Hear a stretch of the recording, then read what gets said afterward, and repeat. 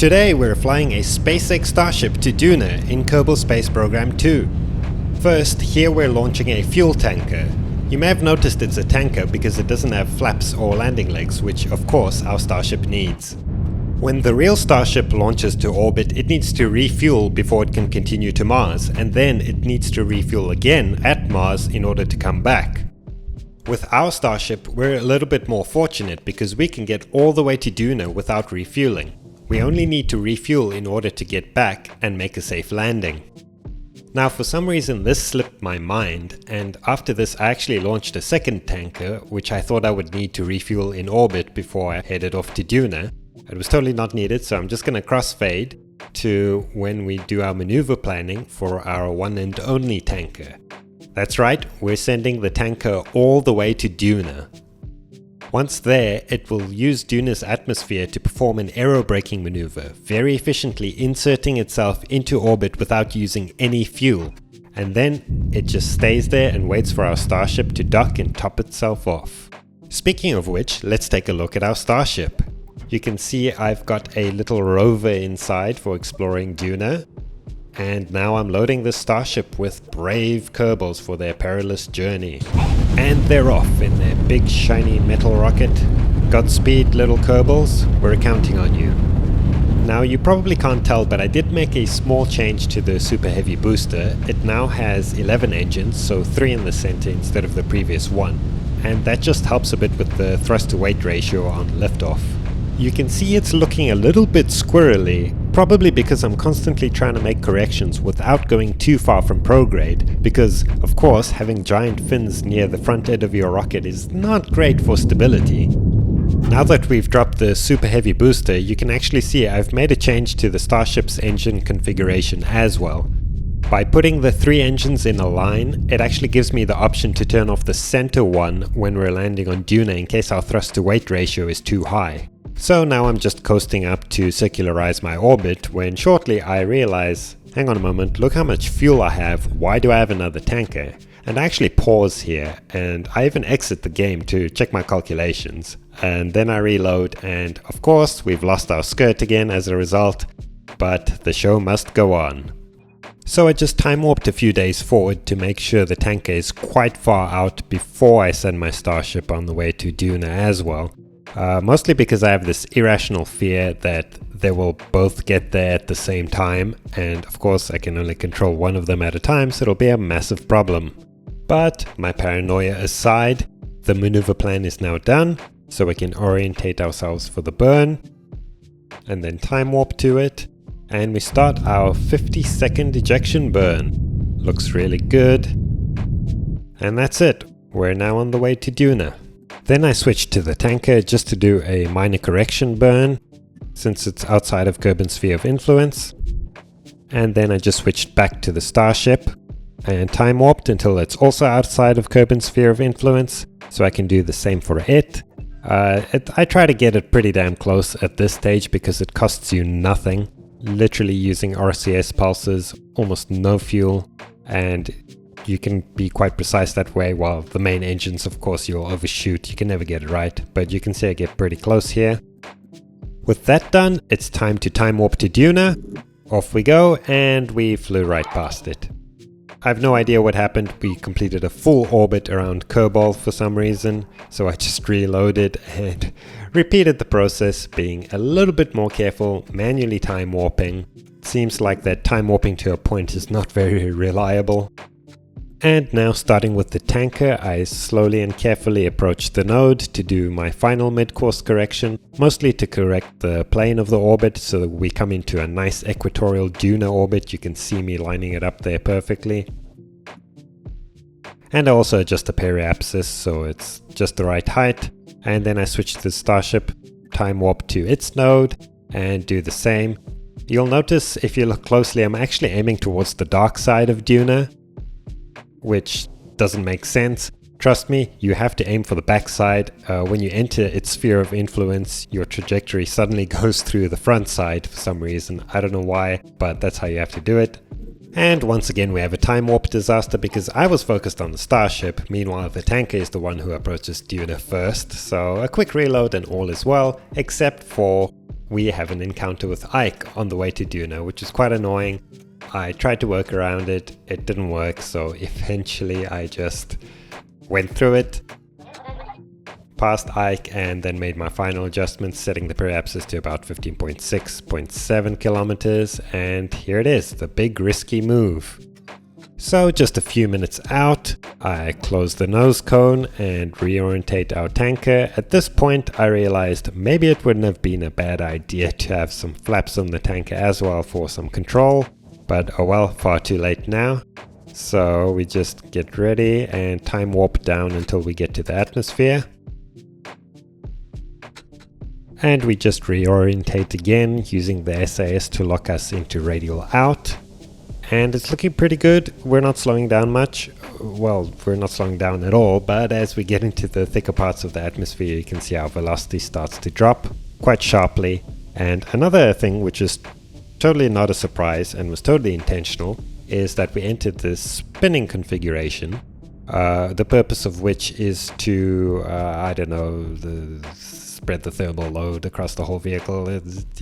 Don't question the science. Anyway, our apoapsis appears, so we are now officially in a closed orbit, and it continues to lower. Alarmingly fast, but it's slowing down now. I'm sure nothing will go wrong. As always, everything is going according to plan. We're down to 300 kilometers now, apoapsis, and it's continuing to drop very fast. Oh boy, it's under 100. Okay, we are actually going to crash into Duna. Unfortunately, no amount of spinning will save us from this fate, so the best thing we can do is reload. I cut out the part where I made a small velocity adjustment, but you can see my periapsis is now 16.9 kilometers, so just about 1 kilometer higher than before. Not much, but it made all the difference. Once again, we are at our interface with the atmosphere. You can see our speed is still going up, but as we drop lower and lower into the atmosphere, it starts to slow down and eventually starts dropping. This time I thought, you know what, I'm gonna fight that spin. I will remain in control.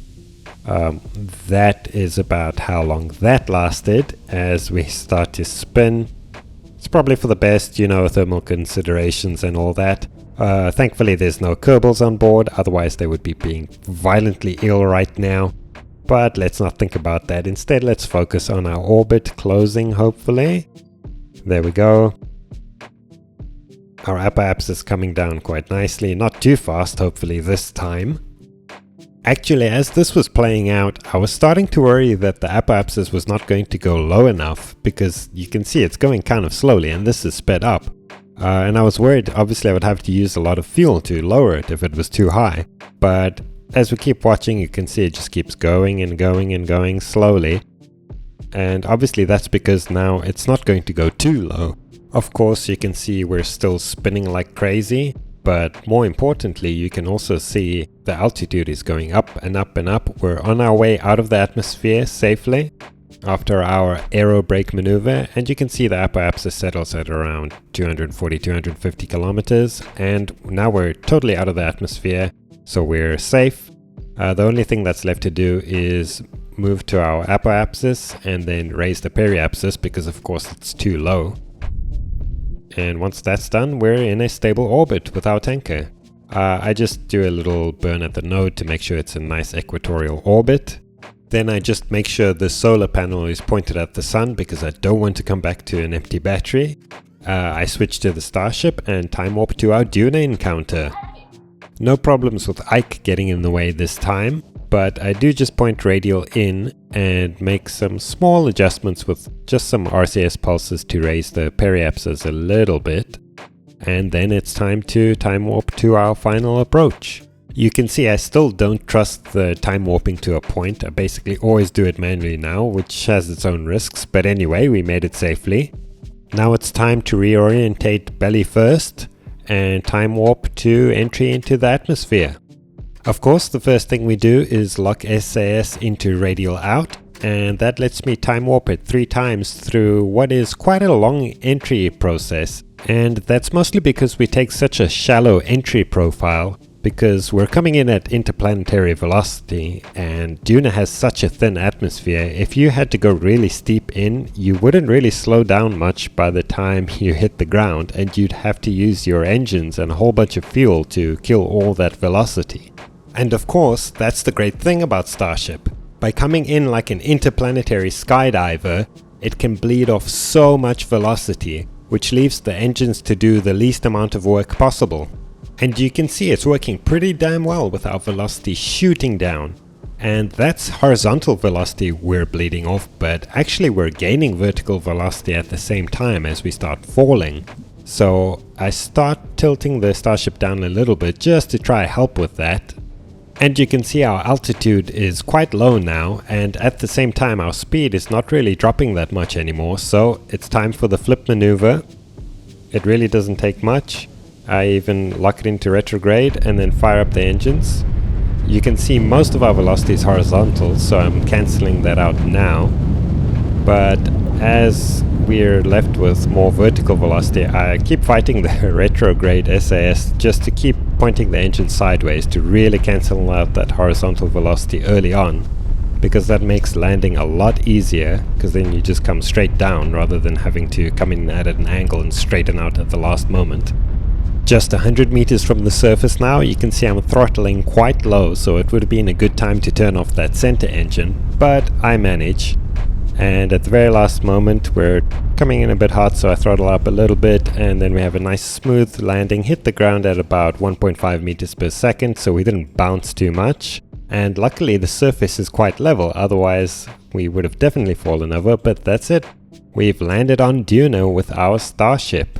And thanks to my pedantic orbital plane change maneuvers, you can see we're right on the equator and perfectly in line with our tanker's orbit for when we need that.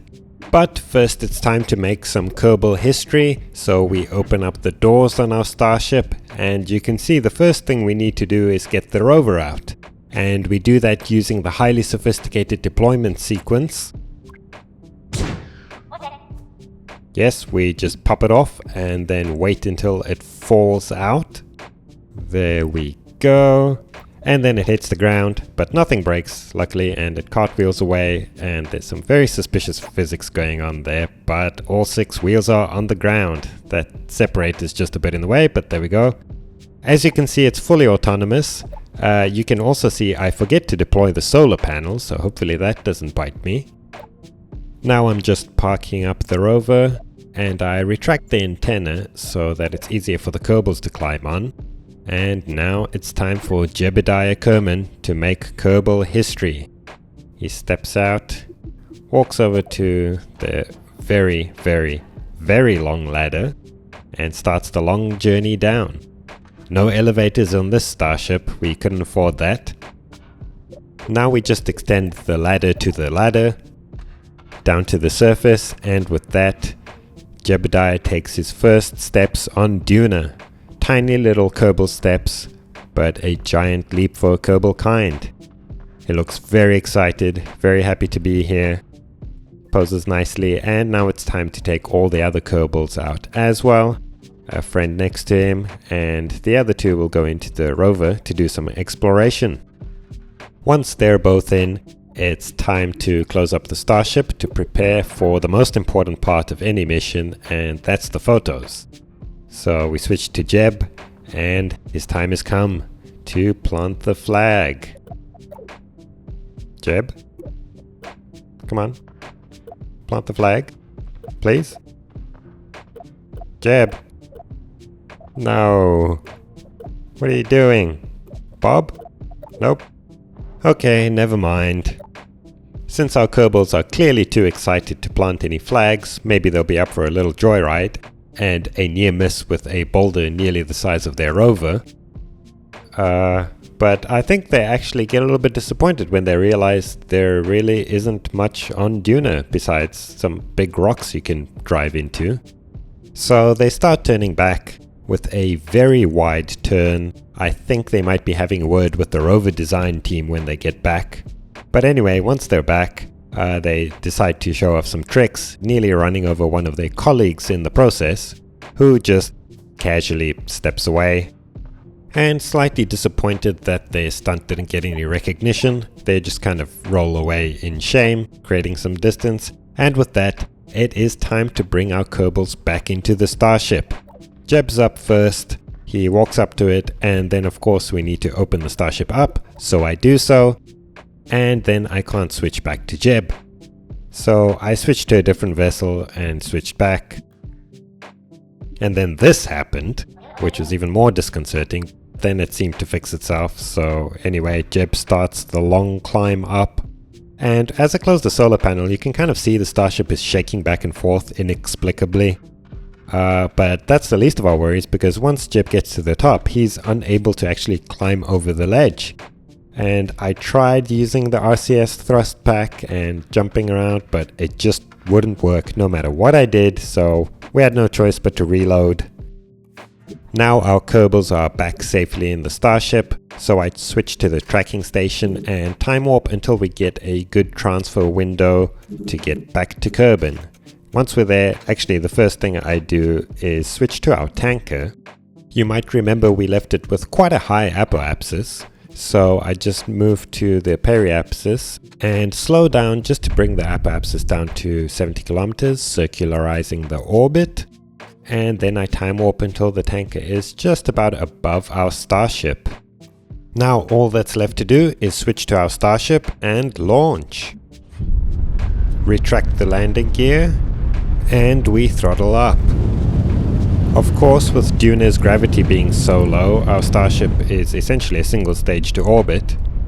Now you might notice I'm taking quite a steep trajectory upwards, and that's mainly because this Starship just is not very stable in an atmosphere. It doesn't want to point the way you want it to point if you pick up a lot of speed, so I'm focusing on going upwards. That's why I've throttled down so much, so I can get out of the thicker parts, and only then I will start to pitch over.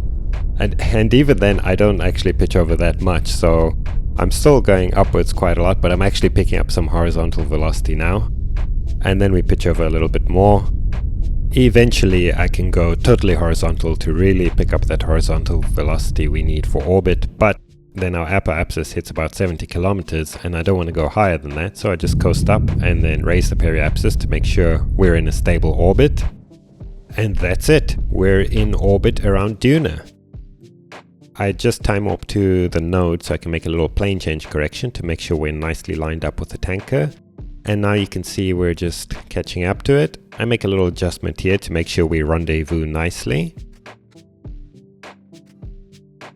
And that's it, we've caught up to it, but that's still like 10 kilometers apart or something, so I make some more adjustments.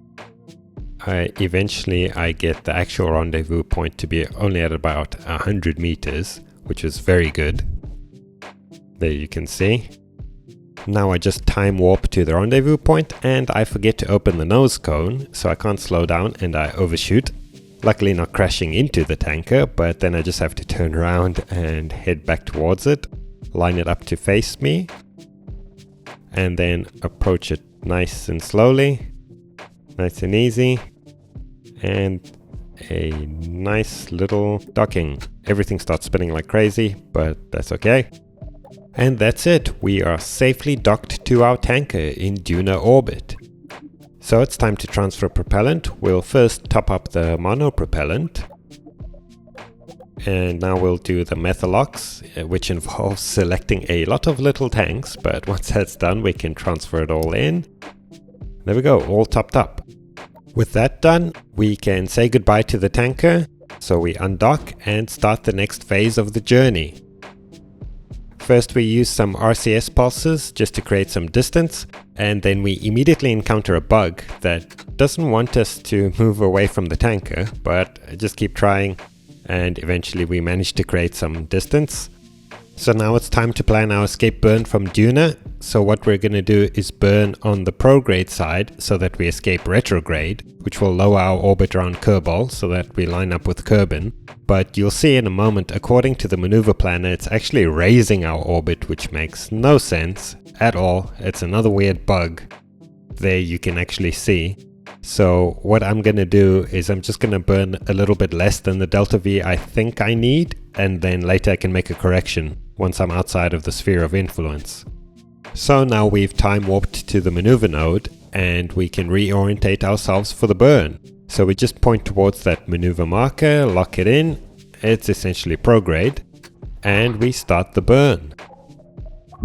All that fuel the tanker so generously gave us coming in very handy, pushing us all the way to escape velocity and beyond. And that's it, we're more or less on the way home. And I'm just going to time warp towards the edge of the sphere of influence. You can see the tanker doing its own thing there in the background, but we're not worried about that anymore. Now it's time for that second burn so we can actually get our Kerbal encounter. I sped this up a lot because, as you can see, I spent a lot of time fiddling around with it, trying to get the absolutely perfect encounter because, you know, nice and equatorial, got to get the periapsis right, and of course also it has to be on the right side of Kerbal so we come down in the daytime. But anyway, here comes that burn. Not too long, but we had some delta V still to go, and now you can see I'm just making some small corrections with RCS pulses, getting the periapsis down. But I think I realized I was coming down on the wrong side, so I just had to swap it around with just a little bit of RCS. It's great. Get the periapsis right and the angle, and there we go. Now we can time warp, and we can see we're getting very close to home. Very exciting, but just doing some very careful manual time warping to avoid trouble. And we can check the periapsis now, and it's about 20 kilometers, which is perfect. Now I thought it would be cool to do an auto time warp and have a cool shot of us approaching Kerbal, but instead I pressed the wrong button, brought up some screen from my mod loader. By the time I got rid of it, I was already in the atmosphere, had to scramble to close everything up and try and straighten out, but it just didn't work, so I had to reload. This time I didn't mess around, I first closed everything up and then reorientated myself, got in the right position, and then I started slowly, manually time warping, and that looked pretty cool. That was what was supposed to happen. Now 100 kilometers up, just getting the final adjustments in. So as we hit the atmosphere, you can see it starts wobbling about, and I'm trying to fight it, but once again, my starships just love turning to the right these days for some reason, and you can see we're coming down over that lake pretty much, so I thought, you know what? I'm not even going to fight it, I'm going to keep going to the right, and maybe we can actually end up going around the lake. Looking at our trajectory, it looks like that could actually work. Possibly we end up landing right on that little land bridge at the edge of the lake. But as we come down lower and lower, that looks less and less likely because our starship is continuing to go nose down. And once again, I'm fighting it, but after a certain point I realize there's no point, you just gotta go with the flow. I even help it along, going to the left to try cancel out some of that velocity going to the right. And maybe we can go to where there's a little bit more land on the left there. It looks like that might just work. It's not looking too bad. We're coming down just subsonic at about 9 kilometers altitude now. And I'm just trying to kill as much velocity as I can to make sure we don't come down in that lake. And here's the patented energy dissipation spinning maneuver. All jokes aside, it's actually working pretty well, making sure we're going more or less straight. And now it's time for the flip. We've bled off most of our energy. 5 kilometers up now, we're ready to start the landing burn at about 3 kilometers. Here it comes. And we have ignition. Watch that velocity shooting downwards. At about 100 meters per second, I throttle down, make sure I'm not wasting too much fuel coming down slowly. Of course, at the same time, you don't want to come in too hot. And at about 700 meters, it's time to deploy the landing gear. Throttling up again just to get our descent rate down, something more appropriate for our current altitude, just playing with it up and down. It's looking very good, nice and smooth. 150 meters now, just about 10 meters per second. Oh, this is a very good landing, nice and slow. Oh, throttle down a little bit much there, picking up some speed. Okay, throttle up. Oh no, cut the engine a tiny bit early. Oh, we're bouncing. Oh boy. It's okay. I would say it's in one piece, but it's in two pieces, which is only one more piece than it should be. So overall, I'm going to call that a very successful mission. Thank you so much for watching, and I'll see you next time.